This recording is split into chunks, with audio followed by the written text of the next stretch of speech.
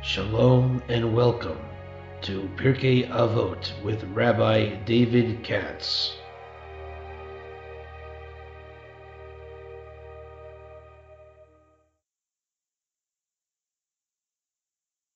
Rabbi Katz? Jason, how are you? I'm great. How are you? I'm good. It is Erev Lag BaOmer, as you know. Oh, it's Arab Lagville. Yeah. And I think I'm going to break protocol. I was going to give a class tonight on the internet in a new direction, but I decided to cancel the whole thing.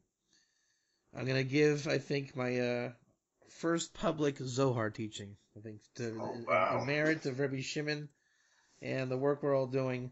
I'm going to give my an attempt at it. So it's exciting. Everyone, you can feel Lag BaOmer in Sfat, and I've been affected. So it's exciting over here. What's going on by you? Wow. Well, nothing as great as that. Well, God willing, the Ger Toshav will be reinstituted soon, and you'll be every year at Lag BaOmer. Amen. All right. So with that said, we're in the Lag BaOmer spirit, and let's continue. Yeah. Yeah. All right. So I guess we kind of have established a protocol at this point, right? I'll start with the Hebrew and see what I find, and you'll go to the English, see what you find, and we'll collaborate. All right. Okay, we are in Pirkei Avot, Ethics of the Fathers, and I guess as we left off last time, we are establishing the Gemara of it, right? We're bringing down the oral law, and it seems like that's what the tradition has always been. You know what? This is stupid. Because I just realized, just now, what's the first Mishnah? Moses received the Torah from Sinai, gave it to Joshua, Joshua to the elders, right? The whole point is Wow. you received it, and you're supposed to say what your ethical code is. Is that not awesome? Wow. That is awesome. That's it. You're not supposed to have Gemara on this, number one.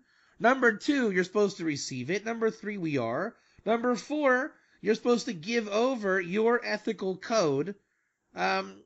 This is everything. I get this now. This Pirkei Avot is an opportunity. It's a malchus, a stage of your personal kingdom for you to give over your code of existence. It's almost like a scam. You know what I mean? Like a Freudian test. Like, Jason, what do you see in this picture? You know? That's what it is. They're getting you to give over your cards. You know, tell me what life means to you on one foot, type thing, right? So Shimon Tzaddik came, he said his. Antigonus, he said his. In the end, you have a whole book of rabbis, the greatest minds collected, offering their perspective of what they received from Moses and Sinai of ethics. Am I not right in saying that by definition includes the ger? Right? Because the ger becomes a ger by Moshe at Sinai. The prologue says all Israel have a portion in the world to come. That's it. And this is the 7 laws is the universal ethic code. You know? So this is getting better and better. And we're supposed to offer our take, our perspective. And guess what? If we're wrong, then it's just like the Mishnah we're about to do. He says, well, Jason and Dave, you were almost right, but I prefer this other guy's words to your words. No harm, no foul. Right? You don't have to be the answer here. They're just looking for the ethical code. And no one's wrong, but there's others that are more right. I don't know. This looks like a pretty cool thing. It looks like we're doing what we're supposed to do. That means we're learning the Torah Lishma for its own sake. And when we get to the end of the book, there are, I think, 48 things that are accompanied when you learn the Torah Lishma. So I think we're on track. It's a good sign. And with that said, let's go. We're on Mishnah Vav. I didn't look ahead. It looks small. Maybe we'll get to 7 also. I'm not sure. We'll see how it goes. Let's start with 6 in the meantime. Yeshua ben Prachya, Venitai ha'arbeli, kiblu mehem. Yeshua ben Prachya, Omer, Asa lecha rav, uknei lecha chaver, v'hevi dan eskul ha'adam lechav schus. This is definitely going to be enough for today, now that I see it. Number 1. everybody out there that is not born Jewish has had an acquaintanceship with the name Joshua, but in Hebrew, Yehoshua. We all know what that means and what it doesn't mean. It sounds like something that it isn't, and they gave credence to a name by him that is not. Right? The Avodah Zarah is not Yehoshua. It's a different name that they took from actually a good name in Hebrew. Yeshua is a great name. Not as a person, but as a concept, salvation. King David talks about salvation all the time, which is why the church stole it. Not surprisingly enough. King David's always saying, God, where's the Yeshua? Where's the salvation? So you reinstitute that with replacement theology, and you have a nice little cult and Avodah Zarah. Then they wanted to say that, it's not really Yeshua, it's Yehoshua. Well, no, that's Joshua, as in Joshua, the servant of Moses. And in this case, it's Yehoshua ben Parachia, a sage of the Talmud. So I know a big thing that I had to deal with when I became religious many years ago was dealing with crossover concepts. One of the first ones I was surprised at, was it okay that Jacob took the firstborn from Esav? To me, that seemed kind of a dodgy thing to do, but this is the whole idea of why you need the oral Torah, right? Because you're going to see things that, like we said last week, or the last class, the Torah is prickly, right? It's nudging you to see how you're going to react. Jacob takes the blessing. Bilam doesn't seem like that bad of a guy. Yeshua as a concept as opposed to a false deity, right? And the name Joshua, right? Joshua is a very powerful name, and it has many Kabbalistic undertones in the works of Kabbalah. And obviously, again, we can see why it was taken captive. So I just wanted to point that out, make little notes as we go along. But anyways, Yehoshua ben Parachia, that might be a research project also to find out who he was. I'm not exactly sure. I'm not sure if it's Rabbi Yehoshua in the Talmud or if it's somebody else. I have something. Go ahead. Rabbi Yehoshua ben Parachia is in 2 or more places in the Talmud accused of being Yeshu's rabbi. Really? Speak of the devil, yeah. How do you like that, Mazel? Right there. And they tell a story about how he was excommunicated. And to me, I've read the story, and a lot of things don't add up. I think it's metaphor, but you nailed it right there.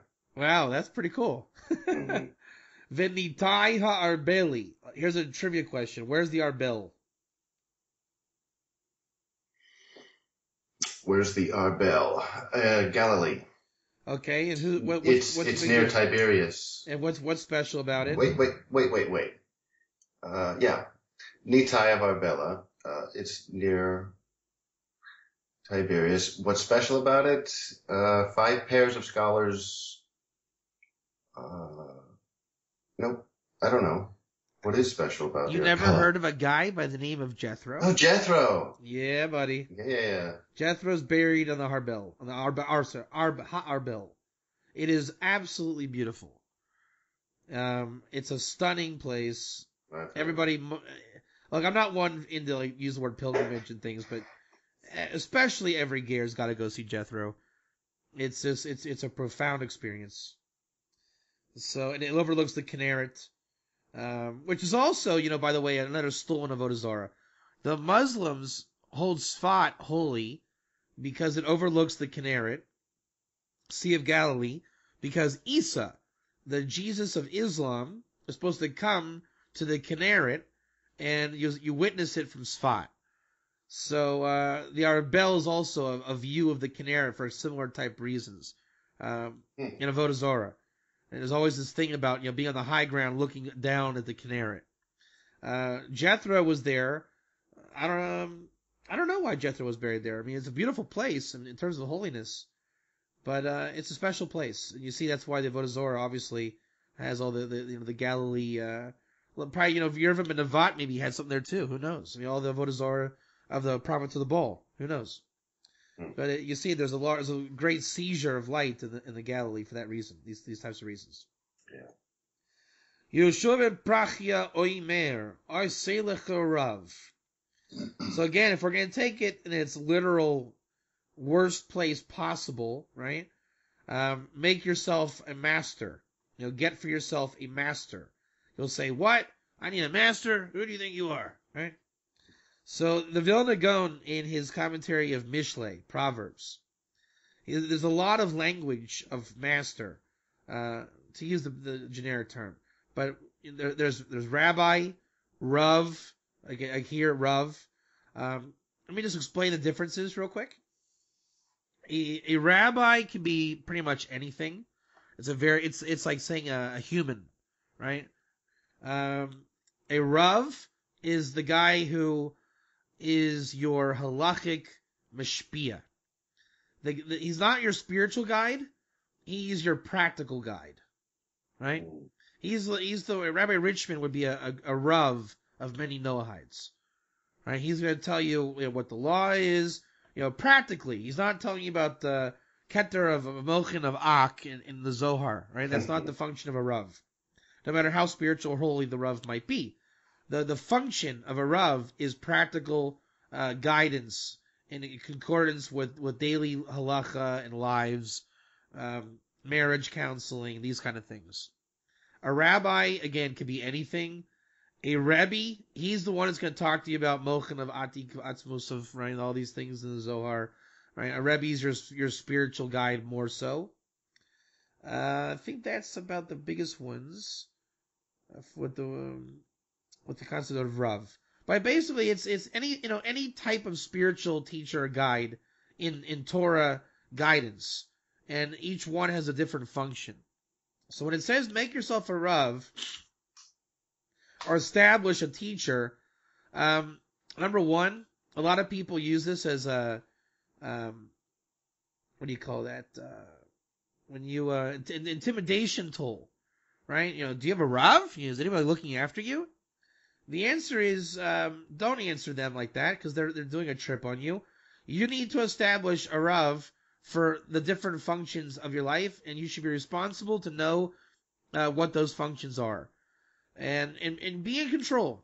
It's your job to be in control and understand the different functions. And learning the books of 2,000 years is the same way, meaning understand the function of the book that you're learning.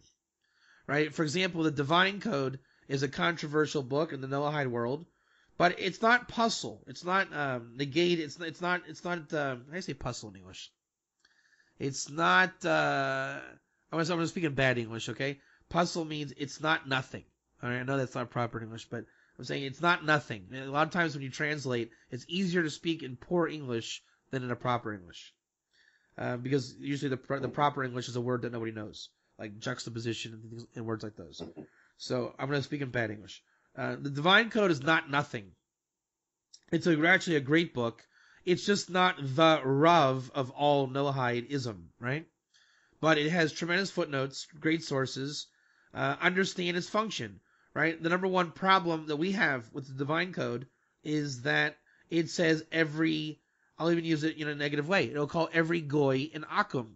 That's already a double problem, right? You're already using the word goy, and then you're calling the potential Noahides, Gerim, nations, whatever, akum, idolaters. And that's wrong.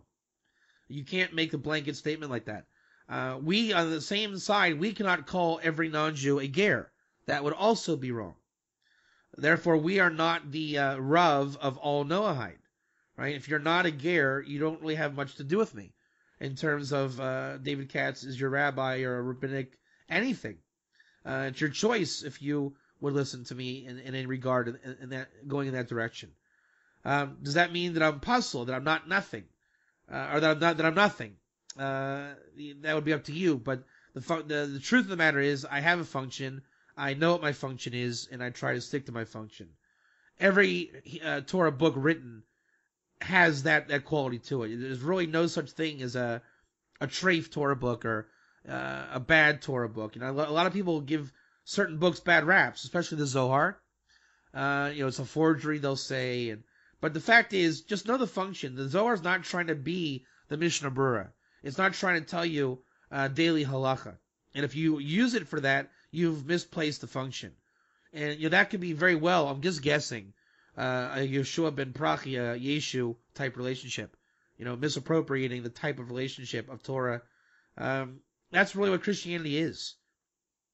And its really root level is it's taking high grade spirituality and making it manly traits of man. And that's where you get the Avodah Zarah. That's where it comes from.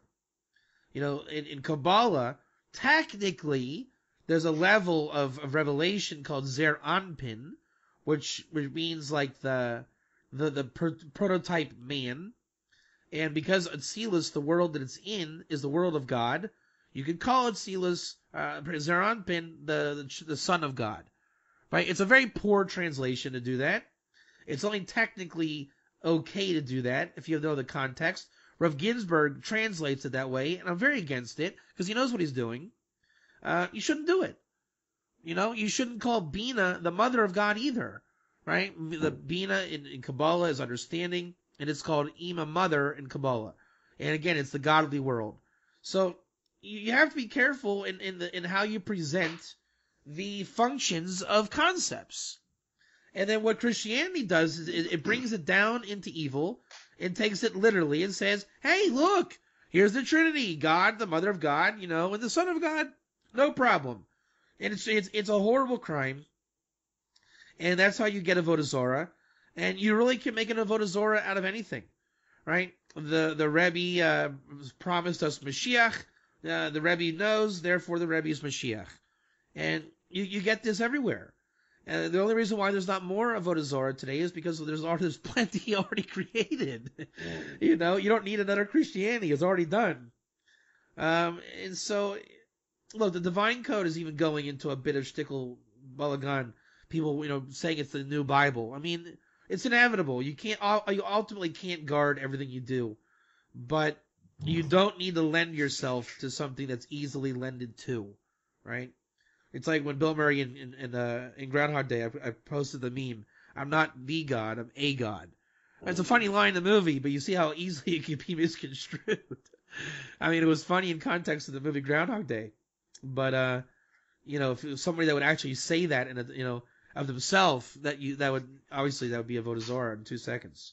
So, don't be afraid of going high in concepts. But just understand the context. Again, it's very much the Yeshua ben Prachia, Yeshu connection. And understand what the function of every concept is. And this also goes with what we said yesterday, when it says that you're a poor person, don't take it literally. Don't be insulted. This is another aspect of the prickliness of the Torah, right? Just because there is something in Kabbalah that really shouldn't even be translated out of the Aramaic, i.e. Zeranpin of Atzilus, right? Once you translate that, you're looking for trouble because it lends itself to something wrong. Here's the biggest example. What is a ger in the Chumash?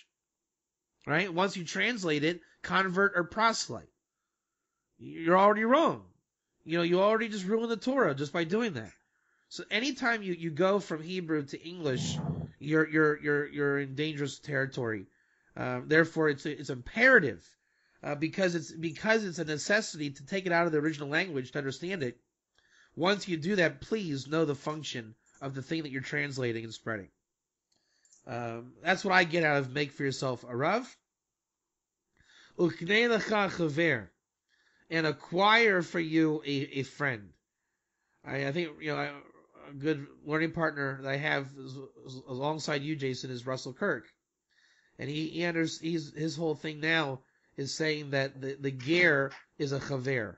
I think you and I know that pretty well too, right? Mm-hmm. Is that when the Jew and the ger get together, there's really, you'll say, people might hear again the English that's coming out of the function here, right? Oh, the Jew and the ger, blah blah. But no, it's only a lended term because we're speaking in English, and we're trying to convey a Torah concept. But if you were to ask Dave and Jason, and not Rabbi Katz and Dr. Jason Specht, right?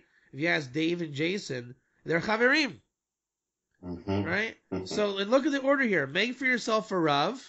I think Rabbi Katz came to the Noahides, and Rabbi Katz came to Jason, right? That was a make yourself a Rav. I'm a rabbi, you're not. Therefore, the relationship exists. But really, what the Pirkei Avos Mishnah is saying is, make yourself a Rav is acquire yourself a friend.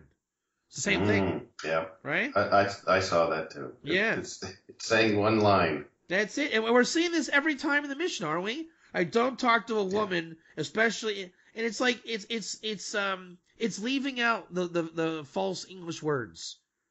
Right. We read it as, make yourself a Rav, check. Make yourself a friend, check. All right, got a checklist. Remember yesterday we said don't pray with a checklist. Mm-hmm. So these are not checklists. Rather, view it as missing English words. Make yourself a Rav equals acquire yourself a friend, period. Right? That sounds right. Yeah. And this is how you learn Torah. Stop viewing it like an English major, because that's where the Avodah Zarah comes from. Right? It's not a checklist and a comma like an Oxford dictionary or Oxford grammar. Right? And this is why a lot of times, by the way, for those of you following along, why I'm hard to understand when I give lectures. Because, I'm in the Hebrew, let's say right now, if I were to teach in English, I'll give you a class on Ger Light 1000, okay? And I'm saying, blah, blah, blah, blah, blah, Jews and Gerim, blah, blah, blah. And that's why, just out of context, a rabbi for the Noahide is acquire yourself a friend. You say, what? What's he talking about? And what I would leave out is, when a ger finds a rabbi and a rabbi goes to the world of the ger, you wouldn't be surprised that after 6 months of learning and talking and collaborating on high Torah issues, you'd be surprised that you're both very much chaverim. Right? That I don't say in the class because I just don't. It's English that's not in the Hebrew.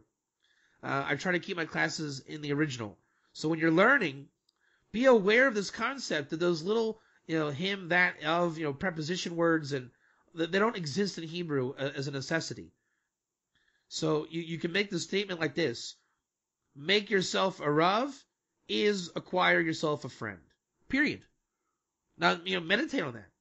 How do you get from that one relationship to another? I mean, you could say buying groceries from the available single girl in the grocery store equals marriage and 5 kids. Could be. You're a single guy, she's single, you meet, hey, let's go out, and let's go out again. I mean, their relationships develop, and the Torah is very much aware of those relationships developing. It doesn't stop there. The next line is, and judge everyone favorably. That's how you make a chaver. That's it. I mean, look. You get a Rav, you have a friend. How do you have a friend? You judge one another favorably. That's it. That's the end of that is it. Because, every ger is going to ask you, the rabbi, a question that's going to make you cringe. Right? Rabbi, is it true that there were Jews before Sinai? Were the Gerim the first Jews? Right? Oh no. He's going to make me into Jesus now. Okay, what do? And here we go again. Yeshua ben Prachia, right? So, you know what? Were you his Rav? Yes. So then, are you in control? Yes. Then why are you afraid of his question? Okay. Are you guys friends? Is he trying to hurt you? No. Do you believe that he's your friend? Is he trying to bring Jesus into your life? No. Okay, so are you judging favorably? I'm trying to. Well, then what do you have to do about it? Look it up. Why would this ger ask me a question so provocative? And you look it up and you find out, guess what? The Talmud in Megillah, I think page 14, I'm not sure. What page? It's around 14 or 15, 13, I forget which page exactly. It says that Yehudim, Jews proper, were a pre-Sinai term for anybody who rejected Avodah Zarah, idolatry. Apropos again to our discussion, is it not? Mm-hmm. And where does it come from? Esav's wife, again, very apropos, Esav, right? Apropos to Yehudit, which is Judith, which comes from Judah. She rejected idolatry, and then when she married Esav, she went back on it, and she was what's called a mumar, an apostate. So therefore, in the time of Shem's Torah in pre-Sinai, the tribe of Judah was named after a pre-existing trait called Yehuda'i, the Judahites that were rejecting idolatry before Sinai. Judah was the one that merited to sanctify it in the tribe of Jacob, and obviously it became Jew proper post-Sinai, post-Purim. But did it exist before all that? Yes, it did. So if you're not willing to judge your friend favorably, look at the great evil you're causing. The person who wanted a rabbi wanted to know, Rabbi, is this a kosher idea? But what did he not do? He didn't say, listen, I heard this idea, I'm not sure if it's kosher, can you check it out? Why? He doesn't know to say all that. So he left out the English words and said, were the Gerim Jews before Sinai? It's the same thing here as make yourself a rav, make yourself a friend. Right? What are you going to do? Grill the guy for not spelling it out like a novel? It even calls this guy Ha'adam. Yeah, exactly. Judge every Adam favorably. That's it. And I think, you know what, this is great. Let me check this out 1 second. I think I see a hint here. Hold on. I think I see a hint. So, therefore the English words are missing, and therefore don't guess for him. Don't interpret him to be the idolater that he already claimed he isn't. This is the whole thing. Don't call him an akum if he's not. So when they ask you a provocative question, did you make him your friend or not? Were you his rav or not? Can he ask you questions or not? Look it up. If the answer is no, simply tell the guy no. There were not. And if there were, look it up and you'll be amazed. Most of the time you have reason to be amazed. Most of the time. Looking, this is going to blow your mind, Archis. Hold on. 1 second. It's Loez. 1 second. Loez. I made a mistake. It's with an ayin. I was looking at the word lose. Oh. Or laws. 1 second. Where's this? Lose. Yeah, Loez with an ayin is a foreigner. I was hoping it was going to work out. Where's Loez?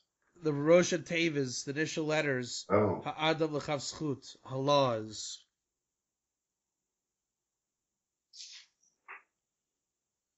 It didn't work out. It's Loez with an ayin. Okay. But I think when Rashi says this Lashon Laz. 1 second. Let me try this Rashi. You know when Rashi says he speaks in Old French, right? Yes. I think that might be Laz. I forget the exact language. Let me see.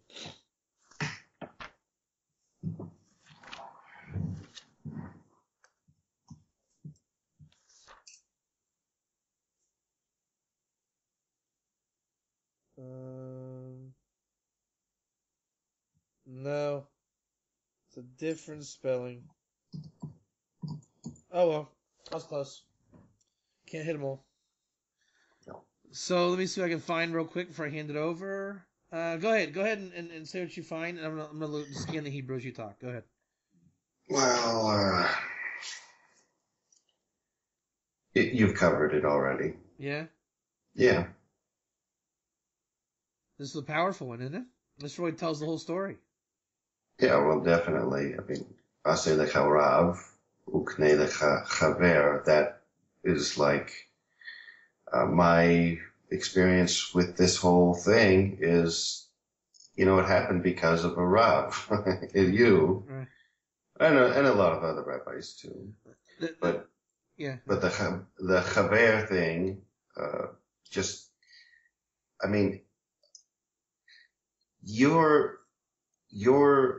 your power in this, the whole, I don't even know how to state it, but everything that you come down with and you share with us, it kind of reverberates back to you and you go, oh wait, I found something else. It's a circle there with the rabbi and his student even. Right. And that's the thing. Okay, it's fine that we're friends and I was your rabbi, right? And then I judge you favorably. Wow, Jason, good find. Way to go, right? I mean, as friends, not so, whatever. But if I don't reestablish the circle as your Rav and source it, then we die out, right? Mm-hmm. So I'm your Rav, hi, blah, blah, blah. I mean, even it's a millisecond in my mind. It's just establishing the protocol of relationship, right? I mean, look, you came in and greeted me. I asked you about blah blah blah, Lag BaOmer. Right now we're in Chaver mode already, Yeah. right? And we're doing judging favorably, right?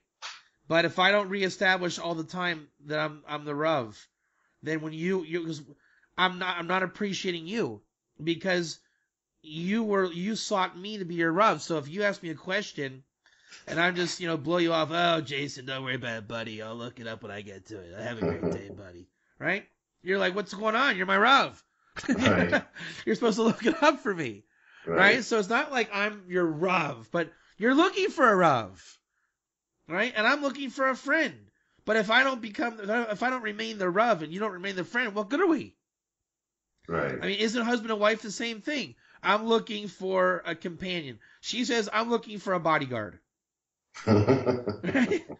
But it has to be reversed at some point, right? At some point, she becomes his bodyguard and he becomes her friend, a companion. And then we said yesterday that's a perversion. Because once she is only your bodyguard and she is only a companion, or how's that work? Right? Yeah, she's your bodyguard and you are her companion, doesn't work. She's a great bodyguard.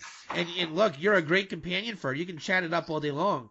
But guess what? 9 o'clock p.m., you're taking the garbage out. And once you say, but come on, buddy.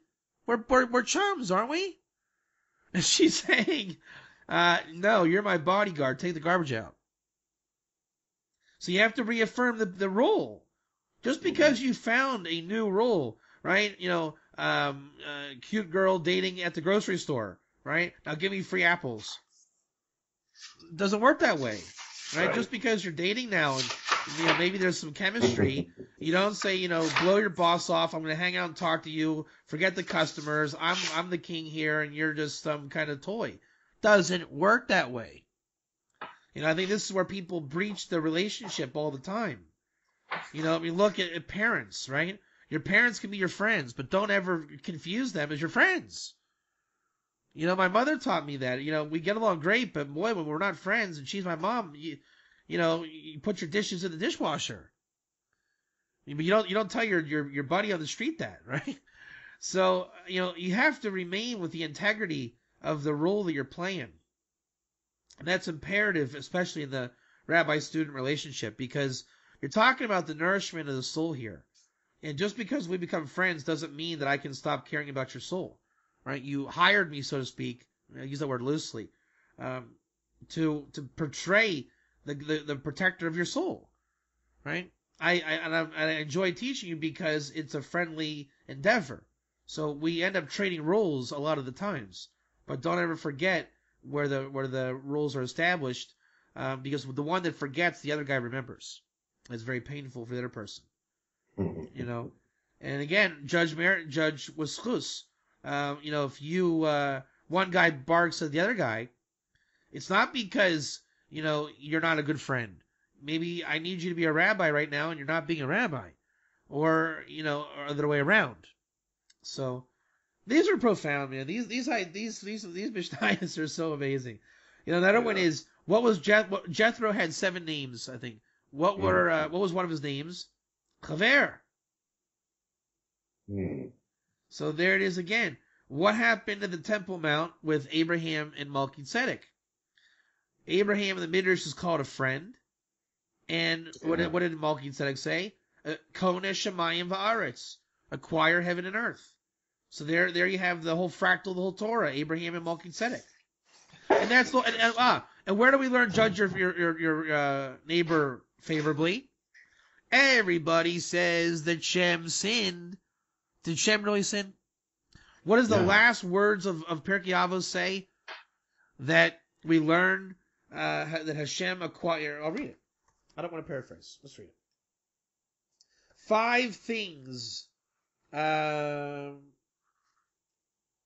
5 possessions Hashem acquired, and one of them, the last quote is, one second. Of one of the things that Hashem acquired was Vayirvachehu Vayomer Baruch Avraham L'Kil Yon Kone Shemayim Va'aretz, right? Shem's blessing to Abraham was uniquely one with God, right? So when you say Shem sinned, he didn't. God acquired Abraham with that blessing. I guess if there was one sin to Shem, I can tell you what it was. And it wasn't a sin. My thoughts are not your thoughts. Right. That's no sin. That's just called the plight of man. So Right. was Shem thinking like God? No. Shem was thinking, hey, Abraham, you're awesome. Go you. God was saying, I have acquired Abraham today. Like, what? Who? What? It sounds like, did Moshe sin when he forgot the halakha, or did Hashem acquire Pinchas? That's it. You know? That's it. Again, the Torah's prickly. Stop being offended. You know, Shem didn't sin. He was doing God's will. Moshe didn't forget the law. He buried it so there would be a salvation through Pinchas. I mean, so you see the whole Torah really comes inside here. This is true for everything in Torah. If you dig deep enough in any words of Torah, you will find the whole Torah. You can do it in secularism too, but it's very hard because of Klippa, right? I mean, in Batman, you can probably do it also, but there's so much evil there. You're gonna get dirty doing it. You're not gonna achieve it. There's just too much tuma and dirt to sift through. I mean, you can dig a hole, but it's gonna keep falling in. Torah is good because it has boundary and definition. Yeshua ben Prachia, he by being a rabbi on record here is agreeing in a certain way. He's like testifying. I agree not to bring my dirty laundry into this teaching. All right, if it comes in subconsciously, I'm sorry about that. I'll do tshuva. And God says, don't worry about that. You did bring it in subconsciously. My thoughts are not your thoughts. And when they learn your Mishnah, they're going to learn my Torah and not yours. He says, okay, I can handle that. So therefore it's holy, right? God comes in and says, I'm going to get the tumah out of here, not you. So just talk and teach, and it'll be holy because I'm here. That's called the Shekhinah. So if you dig deep enough in Torah, you don't have to think, oh, Yoshua ben Prachia was close to Yeshu. I can't learn this now. No, this is as a hechsher of kosher Torah. You can learn it, and if you dig deep enough, you will find the sparks of truth and it's really the secrets of creation. If you go deep enough and open your mind to the possibilities and know how to find the leverage of, does Chaver lend itself to Jethro? Can we see a hint in the word kaneh, acquire, with Melchizedek Abraham? Once you learn the leverage and left and what's the left and right and connotation or context of every word, then you can start to expand the concepts. That's called drush, the analogous connections and the extrapolation of the Torah of the four levels. Pardes, pshat we did simple meaning. Remez we looked for like the Rosh Hashanah, the initial letters and hints. What are we getting at? What's the arbel? Now we're talking drush. We're saying chaver can be Jethro. He was called chaver. Then it all fits. And then the sod, the secret. That's what we're talking about. Is if you dig deep enough, you'll see the real secrets of the Torah are in there. That's when you can go. At this point in the conversation, we can talk forever. This one Mishnah can contain all the light of creation. The perspective gets even larger when you realize that there are two men spoken of here who received from the same rabbis, and the next guy says the opposite of everything. He doesn't say, make yourself a rabbi. He says, distance yourself from an evil neighbor. He doesn't say, make yourself a friend. He says, do not befriend a wicked person. Right. He doesn't say, judge everyone favorably. He says, don't despair of retribution. He's got the opposite complete context of what they each leared from their rabbis. And every ball machlokus, everybody that wants to make an argument would say, it's an argument. Are you supposed to judge favorably or don't fear retribution? It's a machlekes. They didn't know the answer. Really? Are you serious? Right. This is the essence of achdus, of oneness between men. And this drives me nuts more than anything. Drives me nuts more than anything. Because they are so complementary. It is so much, I am Hashem your God, you should have no other gods. Two that are actually one. Right? Negative is not bad. Negative is not bad. Negative doesn't mean bad attitude.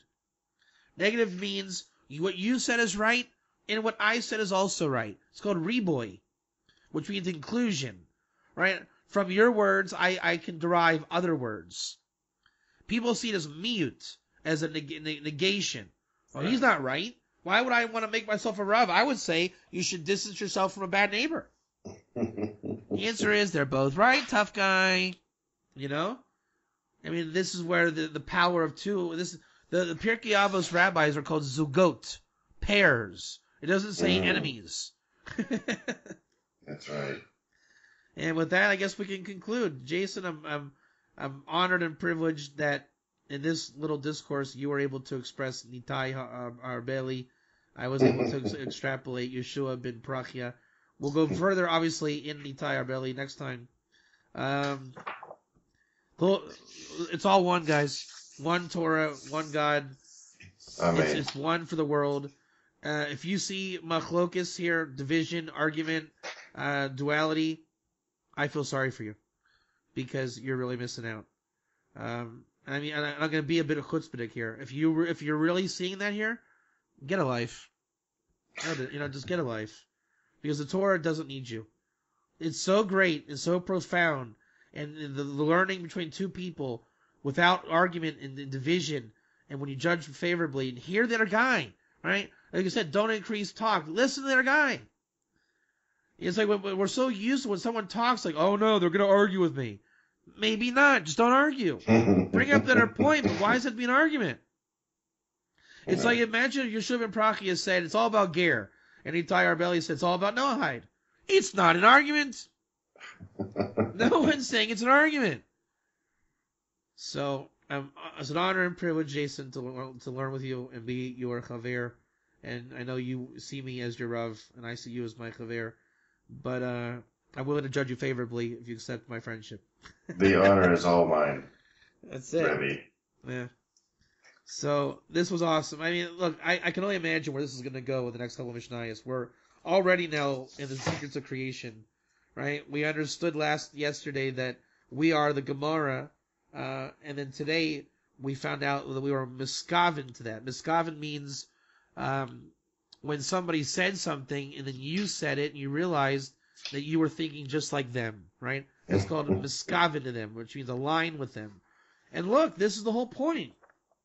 Where we're holding now is we realize, why does Pirkei Avos start with Moses received from Sinai? Because that's what Torah is, and particularly that's what Pirkei Avos is.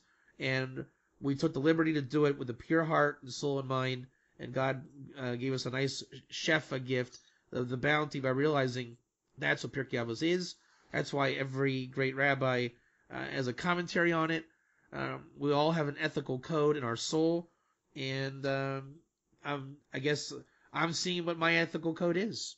Just by doing this project, I realize my job is Universal Torah and the ethics of Achdus, of brotherhood, and I'm honored that you're a part of it with me.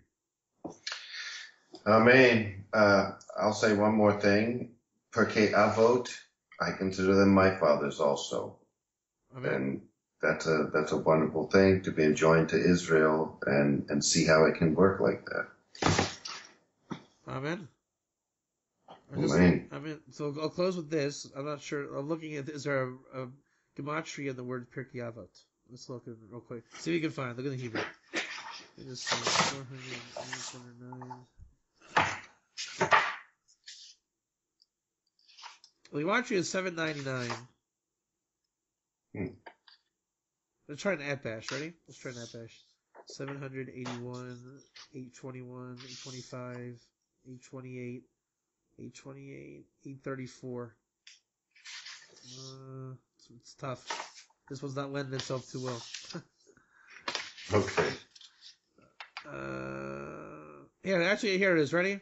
We'll end on this note. Just kind of I don't know. The end letters in the middle, in the in-between letters, says rock et p bo. Only the mouth is in it.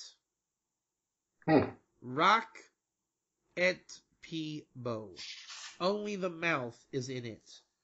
If that's not the essence of the oral Torah, I don't know what is. Right, I was going to say, that's what you said. That's the oral Torah. All right, Jason, it was awesome. Thank you, Rabbi. Thank you. I'll see you next time. All right. Bye. Bye-bye. Shalom and welcome to Pirkei Avot with Rabbi David Katz.